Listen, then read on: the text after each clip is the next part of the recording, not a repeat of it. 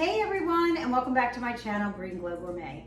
I'm your host, Roxanne, and for today's recipe, we are going to be making a Tuno casserole.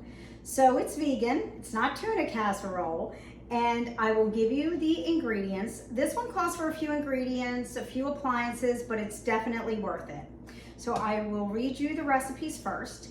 For the sauce, you're going to take 2.5 cups of unsweetened, unflavored plant milk, a half a cup of unsalted cashews, which is about 2 ounces. And when you measure these out, try to soak them first or soak them overnight, just so that when you have to blend the sauce, it's easier. 1 teaspoon of onion powder, a half a teaspoon of freshly ground black pepper, and 1 tablespoon kelp granules or kelp powder. That's what gives it the seafood taste. If you don't have it, that's fine. I didn't have any, so what I used was the nori sheets, and I just broke them up and put them inside.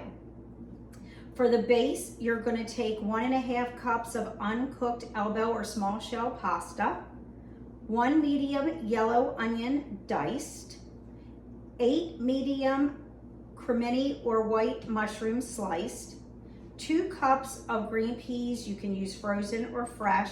Again, I didn't have the peas, so I put asparagus in there.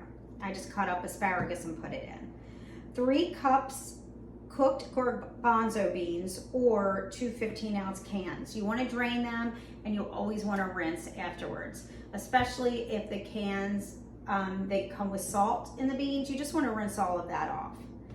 And then what you do is you take the plant milk, the cashews, the onion powder, the pepper, and the kelp if you're using it. I used my NutriBullet. I blended it all together, and that's your sauce. Just put it to the side.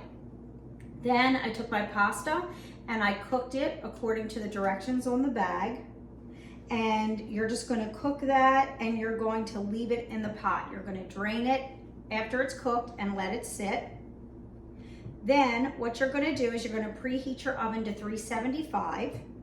You're going to take a skillet and you're going to add your onions and mushrooms on high heat, stirring occasionally just for about 3 to 5 minutes until it's softened and lightly browned.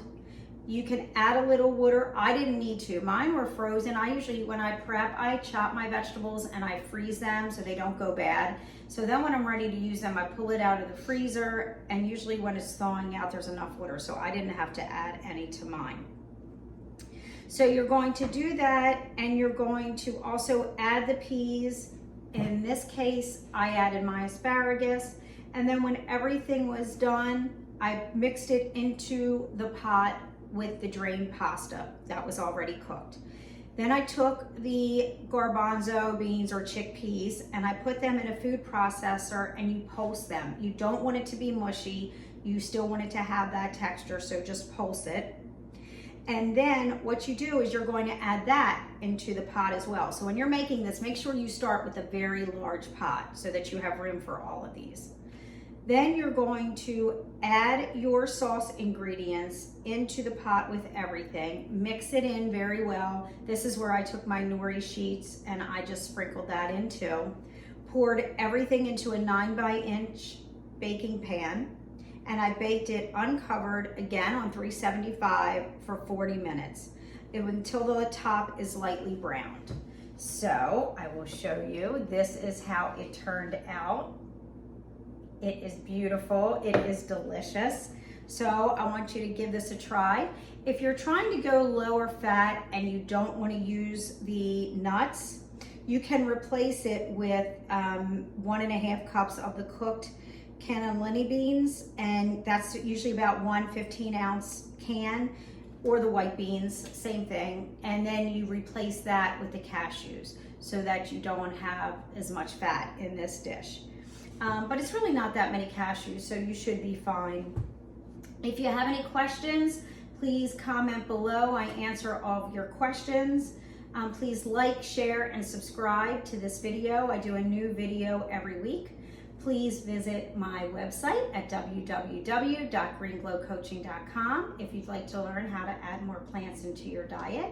And here's to a healthier you. I'll see you next week.